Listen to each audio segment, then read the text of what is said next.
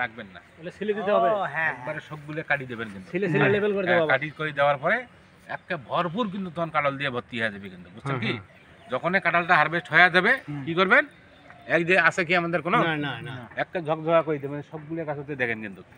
আর কাঁঠাল গাছের সবচেয়ে যে বেশি ক্ষতি করে কিন্তু মিলিবাগ পোকাটা, যে পোকাটার কথা বলি, এই যে দেখেন, এই যে দেখেন আমরা 2 মাস আগে 2 মাস আগে বান্ধি দিছি কিন্তু, না হলে একবারে বোটাগুলো ধরিয়ে ওটা কাঁঠাল বাড়ি বেড়ে দেয় না কিন্তু কার, বুঝছেন? তারপরেও যদি ধরি যায় তাহলে তো কিছু ওষুধ তো আছে, তাই না? জৈব বালানিষক কিছু ওষুধ আছে, বায়োক্লিন এবং ফাইটোক্লিন বলে কিন্তু, ওইটি আপনারা স্প্রে করবেন, তাহলে এবার উপরের যে মমটা যে ক্ষতি করে মমটা পুড়িয়ে কিন্তু একবারে নষ্ট করে দেবে কিন্তু।